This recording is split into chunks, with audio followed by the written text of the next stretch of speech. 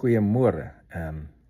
Ek het gou op iets antwoord na aanleiding van 'n paar vrae wat ek gekry het in terme van die moontlikheid dat die United States military gaan Tomahawk missiles vir Oekraïne voorsien. En so 'n paar ouens het my gevra wat se impak dit sal hê, hoe gaan dit werk en dies meer. So, onthou, 'n Tomahawk missiel is 'n cruise missiel. Hy vlieg net so onder die klankgrens en hulle kan redelik ver gaan, 1000 myl, is hulle ryk afstand. En met die systems aan boord kan hy nogal baie goed enemy missile stelsels avoid en so aan, hy vlieg laag. En hy kan redelik suksesvol aangewend word. Hy dra 1000 kg moorheid. So jy kan redelik 'n groot skade maak met daai cruise missile. Die ding is, hy kos $1.2 miljoen vir een missiel. So daar's nie so baie van hulle of 'n land sal nie baie op beslag koop, omdat dit 'n duur missiel is. Maar al die missiele is maar so duur en party is duurder. So, en dan ook onthou, die Tomahawk missiel is maar oorspronklik die meeste van die laaste klomp dekades wat hy in gebruik is, word hy deur die vloot gebruik. Hy word gelons van skepe af of hy word gelons uit submarines uit. Maar daar's sedert die 80s het ons launch platforms wat hy van die land af gelanseer kan word. Jy moet onthou, as jy die platform, die launch platform het, jy kan daarin op enige ding vasdra. Jy kan hom vasbou op 'n skip, of 'n duikboot, of 'n trok, of enige ding. Maar hy is meestal deur in die Navy gebruik. In die laaste paar jare, of die lugmag het een stelsel gehad in die 80s tot, hierso van 83 af na 91 toe het ons die lugmag, US Air Force, 'n ground-based stelsel gehad, wat hulle, maar daai missiele was almal nuclear warheads en wat in die ooste van Europa ontplooi was. En dit was die Griffin system, die BJM-109 Griffin system. Dis met 'n klompie strategies het die missiele gestop, want dit was medium range nuclear missiele wat daarop was. Tomahawk missiele met nuclear warheads. So die voertuie wat dit op die platform vasgebou was, daai is maar net teruggesit in mothballed en vir ander goed gebruik. So onthou, die platform self, jy kan hom op enige ding vasbou, so jy kan hom op enige voertuig vasbou en daar gaan hy. En so terug al in die 80s en 90s het die lugmag ground-based gebruik met die Griffin system. Dis agterop 'n trok vasgeskroef en daai trok het gery tot by 'n punt wat jy hom kan stop en lanseer en ry verder. Intussen het die Army en die Marines na 2019 met hulle eie programme begin om ook Tomahawk cruise missiele te kan lanseer van voertuie af. Die Army het hulle sin begin op die MRC system in 2023. MRC system is mid-range capability. En hulle gemaak gebruik van die Mark 70 Mod 1 payload delivery system. Dis 'n container wat jy agter op 'n container trok sit.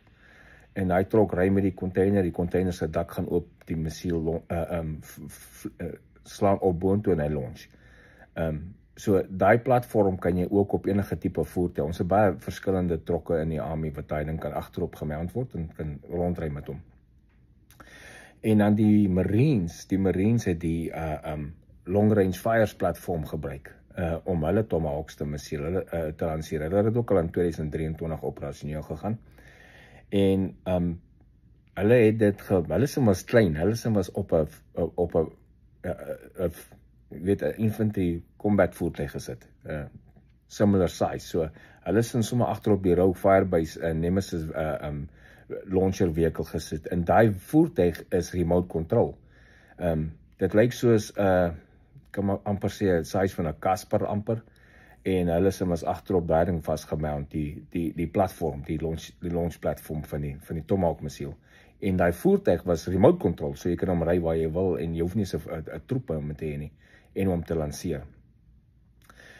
Dis die verskillende platforms. Nou dat Trump gesê het hy gaan Tomahawks voorsien aan Oekraïne, watter platform gaan hy gebruik? So daar's baie options wat hulle het. Hulle kan van die ou Griffin systems uit die mothball plek uithaal en weer upgrade en vir hom stuur, en hulle kan eenvoudig net die Merk 70 payload delivery system wat 'n container is, dit vir hulle gee, en hulle sit dit op enige trok was. 18-wheeler trok, jy weet, hulle kan dit aanhou kan ry. En dan of hulle kan die single launchers, die kleintjies, gebruik op enige ander voertuig. Kyk, die Marines het dit gemount op 'n Rogue Fire-based Nemesis launcher vehicle. En so, dis vermoedelijk, so ons sal maar sien.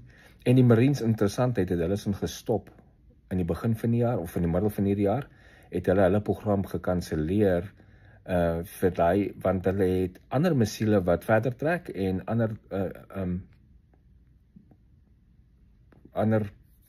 doelwitte het vir daai missiele, en hulle het nie regtig nodig vir die Tomahawk missiele nie. En ook die probleem hoekom hulle se gekanseleer het, is oor die plekke waar hulle operate, gewoonlik van 'n skip af op land, die seesand is sag en so aan, en hulle het gesukkel om daai voertuie wat daai ding dra in die gang te kry, of op die strand te kom en dan te beweeg. So die Marines het hulle program gekanseleer.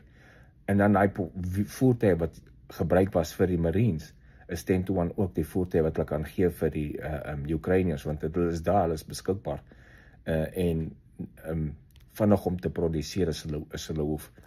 So die impak wat dit kan hê, ek het dit eergister in 'n nuusberig gesit, die impak wat die missiele op die oorlog kan hê, is hulle kan nou diep in Rusland, ver verby Moskou, kan hulle lugmagbasisse en die tipe van plekke strike ammunisie opgaarplekke, redelik suksesvol. Het gaan hulle 'n paar baks kos om die goed te kry, maar hulle het nou amper have a strategic strike capability op plekke wat hulle kan bykom van die Oekraïense grondgebied af met hulle eie missiele, met hierdie tipe missiele. Ons sal sien, onthou net, Amerika sal nou nie vir Oekraïne hierdie missiele offer, as hulle nie die vermoë gaan hê om dit te kan lanseer nie, en dit is stupid, ook en hulle verkoop hier so. Ons sal nou sien, wat sê hulle op die ou einde, gaan dit nou gebeur of nie, en as dit gebeur, sal ons sien wat se impak dit op die oorlog het. So dis net so 'n bietjie informasie oor die launch platforms, wat hulle kan gebruik, wat hulle moontlik kan gebruik, en hoe hulle die missiele kan aanwend. Baie dankie, ek hoop dit antwoord die vrae wat die mense gehad het. Dankie.